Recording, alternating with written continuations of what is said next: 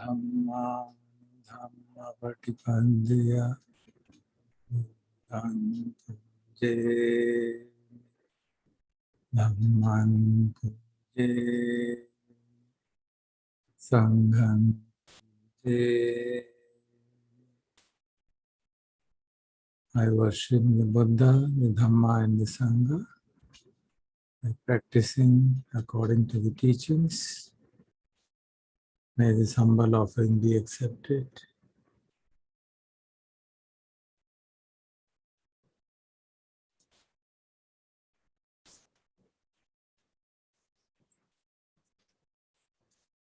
हम लोग चर्चा कर रहे हैं सब लोके अनाभिरति संन्यास के बारे में। कल हमने समझा उसका जो सामान्य विवरण है सब लोके का, सारे लोगों के प्रति कोई रस लेने की इच्छा नहीं रही, अनाभिरति रति रह नहीं रही उसके प्रति। इस तरह का परसेप्शन लोगों के प्रति हमने समझा था कि लोक का मतलब हो सकता है 31 लोकों में से कोई भी, जो कामवचर लोक हैं या काम भूमियां हैं या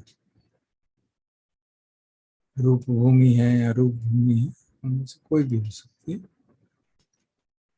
आज इसको और थोड़ी गहराई से समझते हैं कि भगवान लोक शब्द की क्या व्याख्या करते हैं। लोक का अर्थ है कि संसार जो है, शब्द वही है, संसार है, वर्ल्ड है। वो उसको थोड़ा गहराई से समझने का प्रयास करते हैं। पहले एक सामान्य रैशनल माइंड से समझते हैं, फिर भगवान की शिक्षा को उदाहरण दे के देखेंगे वो क्या कह रहे हैं। क्योंकि डायरेक्टली जो उनकी शिक्षा अगर पढ़ने लगते हैं तो बड़ा अटपटा सा लगता है वो क्या कह रहे हैं। हम जो भी संसार को जानते हैं किस तरह से जानते हैं, हम उसको अपने इंद्रियों के माध्यम से ही जानते हैं, और तो कोई हमारे पास तरीका नहीं है जानने का। तो मान लीजिए मेरे पीछे कुछ फ्लावर्स हैं, आप शायद देख पा रहे हो, तो मैं उनको जानना चाहता हूँ तो क्या करता हूँ। एक flower can be seen as a representative of world, संसार का एक रिप्रेजेंटेटिव के रूप में देख सकते हैं। तो मैं देखता हूँ उसका कलर कैसा है और शक्ल कैसी है, उसकी फॉर्म कैसी है, और उस फॉर्म को देख के मुझे लगता है कि ये गुलाब का जैसा फूल लगता है। दैट इज चक्षु इंद्रिय ने देखा और एक फॉर्म उसकी क्लियर हुई based on interaction of the I with the object. और वो फॉर्म कैसे बनी वो बाद में देख लेंगे, मतलब जो हमारा अनुभव है वो ये है। फिर हम उसको देखते हैं कि ये सचमुच फ्लावर है या कुछ और है। So that I can go there and bring it and see. उसको छूंगा तो छूने से लगेगा ये सचमुच फ्लावर तो नहीं लगता, ये तो कुछ कपड़ा सा लग रहा है, सिल्क सा लग रहा है, ये एक्चुअल फ्लावर के लीफ तो नहीं लग रहे। फिर इसको सूंघूंगा, देखूंगा इसमें स्मेल तो है ही नहीं। देन आई इसको इधर उधर टटोलेंगे तो देखेंगे तो आर्टिफिशियल मामला है, इमिटेशन है, it is not real flower. Why? Because consolidated knowledge from seeing, smelling, touching, all that information when analyzed by the mind gives the feeling, oh, it is not a genuine flower, so-called genuine flower. It is an imitation. So that is संज्ञा ने ये decision ले लिया और इस तरह से हमने इस फ्लावर को समझा। इसी तरह से हर एक चीज के बारे में कोई शब्द आएगा उसके बारे में भी ऐसे काम होगा। उसको सुनेंगे, फिर समझेंगे, कोशिश करेंगे ये किसका शब्द है, अपनी मेमोरी से आधार पे इवेल्युएट करने की कोशिश करेंगे and then try to relate it to something.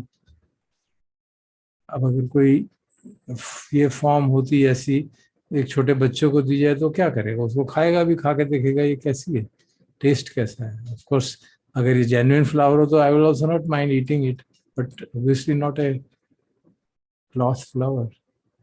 So you can see all our senses cooperate together to make a picture of the world. And what we call as the world is actually world as perceived by our senses. We don't have any way of objectively knowing the world, हमारे पास कोई और तरीका नहीं है। ये है, इसको मैं कह रहा हूँ, ये माइक है, ये नाम है उसका।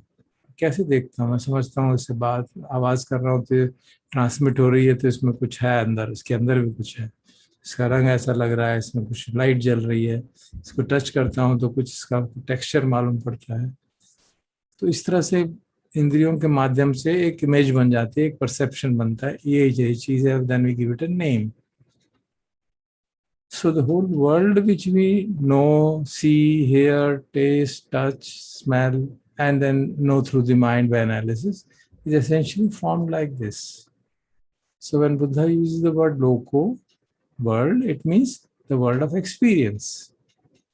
ऑब्जेक्टिव वर्ल्ड सचमुच में क्या ऐसा है, there is no such commitment made, मालूम नहीं कैसा है, क्योंकि ऑब्जेक्टिव वर्ल्ड सचमुच में कैसा है वो हम जान ही नहीं सकते। कैसे जानेंगे? हमारे पास जानने का माध्यम केवल हमारी इंद्रियां हैं, और इंद्रियों के माध्यम से फिल्टर्ड इंफॉर्मेशन आती है। मेरी आंखें देखने में सक्षम हैं कि नहीं हैं, संयोग से ऐसा हो गया कि सारे ह्यूमन बीइंग्स की आंखों को देखने का जो फ्रीक्वेंसी रेंज है वो सेम ही है। कितनी फ्रीक्वेंसी वेवलेंथ हम देख पाते हैं, सभी ऐसा देख पाते हैं, लेकिन बाकी के पशु पक्षी तो ऐसा नहीं है, उनकी तो वेवलेंथ डिफरेंट है। तो ये जो फ्लावर जिसको मैं कह रहा हूँ ये लाल रंग का फ्लावर है, तो क्या सचमुच में ये फ्लावर लाल है या मुझे लग रहा है कि वो लाल है? अगर एक शहद की मक्खी इसको देखेगी तो उसको ये वायलेट दिखाई देगा, अगर सांप देखेगा तो उसको डिफरेंट कलर ऑफ रेड दिखाई देगा, इंटेंस रेड दिखाई देगा, क्योंकि उनकी ability to see is in a different frequency.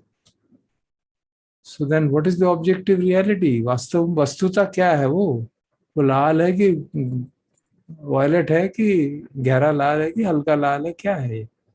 We can't know, there is no way we can know it. So therefore, we can't know the world as it is. We can only know the world as sensed by our senses. और हमारी senses की limitation है, इसी तरह आँख की limitation है, इसी तरह कान की लिमिटेशन। हम एक सर्टन रेंज में, फ्रीक्वेंसी के रेंज में ही सुन पाते हैं। डिफरेंट एनिमल्स बहुत डिफरेंट रेंज में सुनते हैं। बैट्स का आपको मालूम होगा वो हाई फ्रीक्वेंसी पे सुनते हैं, वो अल्ट्रासाउंड पे ऑपरेट करते हैं। जो हाथी है वो बहुत हल्की हल्की आवाज़ भी सुन लेता है, कहते इसीलिए शायद उसके कान इतने बड़े हैं कि वो बिल्कुल हल्की से हल्की लो फ्रीक्वेंसी पे भी आवाज़ सुन लेता है, क्योंकि उसको ज़्यादा over the millions of years of evolution that faculty has developed in him, because he's a very bulky thing and he needs to get a sufficiently advanced notice. He can't run fast. इसी तरह से अलग अलग animals में अलग अलग ability है। मालूम है कुत्ते में सूंघने की बहुत क्षमता है, जहां में कोई स्मेल नहीं आएगी कुत्ते में स्मेल आ जाएगी। So we know therefore that different animals, different species have different abilities of seeing. तो वही आवाज जो मुझे सुनाई देगी एक तरह से, एक हाथी को दूसरी तरह से सुनाई देगी। तो अब आवाज सचमुच में क्या है? सचमुच में तो कुछ भी नहीं है, वो तरंगे हैं सिर्फ, और कुछ भी नहीं है उसमें। तो जो हम इस तरह से एनालाइज करते हैं विज्ञान की दृष्टि से भी और अपने अनुभव के आधार पर भी, तो समझ में आता है कि सब लोके का मतलब है जो भी हमारा लोक हमारे मन में बनता है because of interaction with the world. Objective world कैसा है वो भगवान नहीं बता रहे, उसकी चर्चा नहीं कर रहे हैं। वो ऑब्जेक्टिव वर्ल्ड उतना ही इंपॉर्टेंट है कि हमारे से इंटरेक्ट करके वो कुछ हमारे माइंड में उसका इमेज बनता है, कुछ इंप्रेशन बनता है, visual, auditory, smell and taste and so on. हम अपने आप भी समझ देख सकते हैं हमारी अपनी टेस्ट और स्मेल कैसे बदल जाती है। अभी कोरोना वायरस फैला था तो लोगों की स्मेल चली गई, टेस्ट चला गया, कई दिनों तक, कई हफ्तों तक, कई महीनों तक। All impermanent thing, it's all dependent conditioned. So what the reality is really objectively cannot be known. तो हमको therefore we have to agree कि भाई जो हम संसार अनुभव पे करते हैं, only that is what is really matters. So it is the world of experience which matters, not the world as it is there. So जब हम कहते हैं सब लोके अनाभिरति संज्ञा, तो हम उस लोक की बात कर रहे हैं जो हमारे अनुभव में आ रहा है। जो बाहर है वो होगा, उसके आधार पे आ रहा है, बट वो अलग है। तो जब ये बात समझ में आती है So then we can understand what the Lord is saying about the definitions of loka. So let me read out a few. Of course, we have been introduced to them by Ajahn Namrovan many times.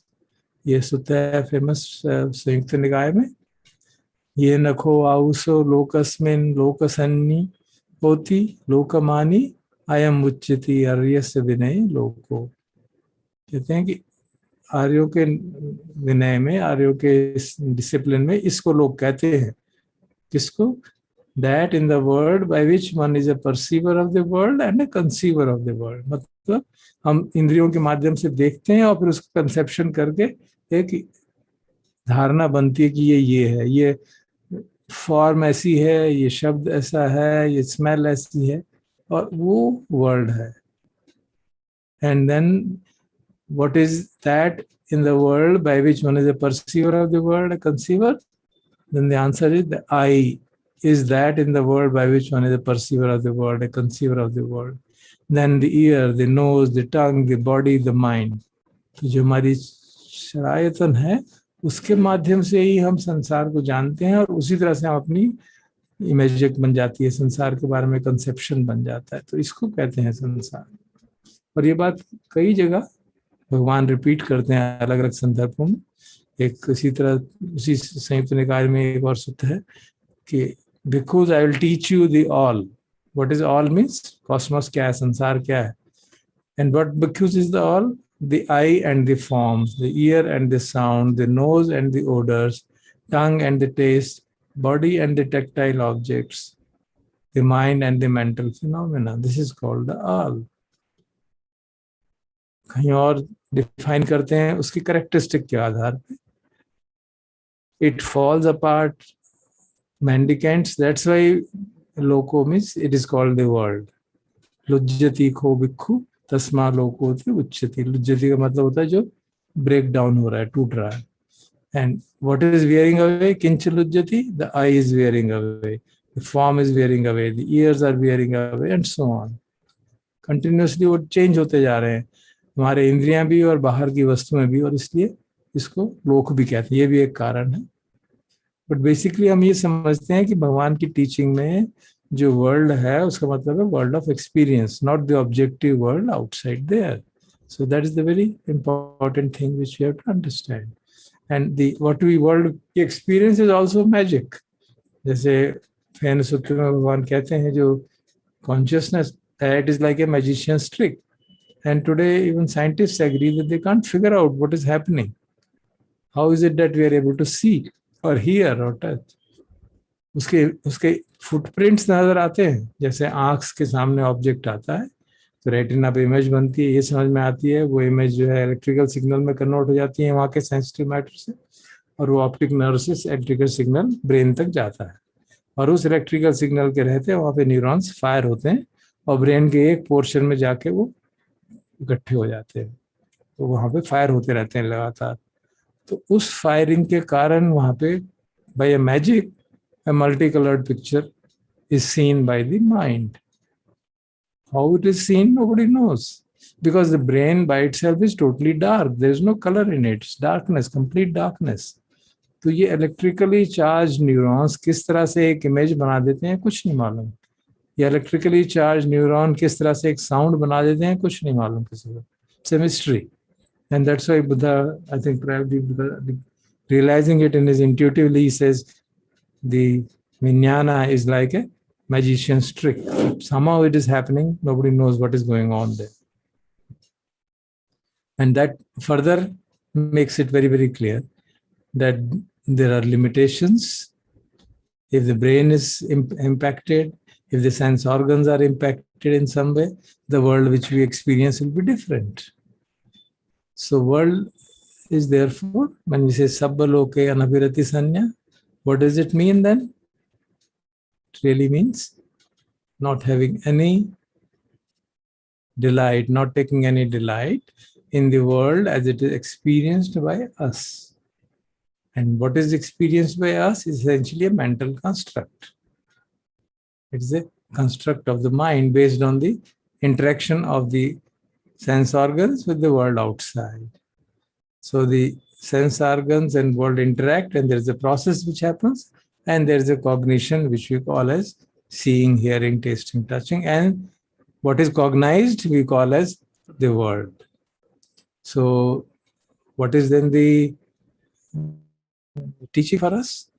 That the world is being created by the senses, and the world can be destroyed at the sense-based level also. So there's a famous sutta, again, Samyutta Nikaya 12th chapter, LOKE Sutta, and where Buddha says, because I will teach you the origin and passing away of the world. So it's important so that we can understand. With this background, it is possible to understand it. And what because is the origin of the world? Independent on I and forms, I consciousness arises. Meeting of the three is contact. With contact as condition, feeling comes to be. With feeling as condition, craving. With craving as condition, clinging. And then Voi Upadan, Bhava, Jati, Jara, Maran, Soka, Paradev. This because is the origin of the world. And now, just as eye meeting with the form, similarly, ear with the sound and other senses with their corresponding objects. And then Buddha says, what because is the passing away of the world? Where does the world create? Because with feeling as condition, craving is arising. And once craving arises, there is tanha, there is upadan, there is bhav, then the world is created in a way. So this is the origin of the world. And what is the passing away of the world or cessation of the world? All the processes are happening. The independence on I and forms, I consciousness, वो सब तो होगा पतिच्छ समुपपाद के आधार पे. लेकिन अगर जो हमारी क्रेविंग है वो ना हो, अगर क्रेविंग ना हो तो then there will be no clinging, and there will be no clinging, there will be no bhava, there will be no bhava, there will be no birth, there will be no birth, there will be no sorrow, lamentation, pain, displeasure, and so on. And he says, such is the cessation of this whole mass of suffering. This because is the passing away of the world.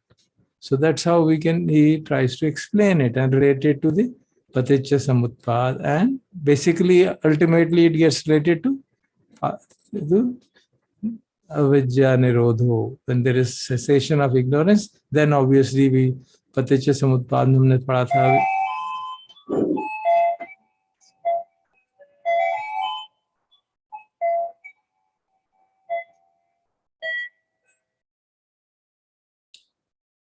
Avidya nirodho, sankhar nirodha, and so on. So we can see in ultimate sense what happens when the world does not impinge on us, when the world does not create difficulties for us, when there is no avidya and interaction with the world, whatever as the experiences we have, there is no creation of any craving for those experiences.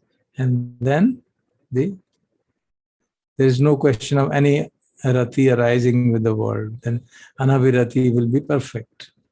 So that's how we can understand the term LOKE and ANABHIRATA from this point, deeper perspective of the definition of LOKE as the world of experience. So I think we can stop here, and it's a good opportunity for us to reflect in the meditation. We can meditate till 8:15 and then reflect on it. What does it mean really? That the world is the world of experience. And of course, when we meditate, whichever way we do get experience. And whatever we're experiencing, we're experiencing sight, sound, smell, taste, and whatever we are doing, or touch. If you're scanning the body, we are experiencing the touch. And then we can see what is the world here, and how is the craving in the world arising, and how is the rati arising because of that. Arising of the world means arising of the rati. And if the cessation of the world takes place, there will be ANABHIRATA. So once we see that, we can try to see that in our practice today. So, thank you.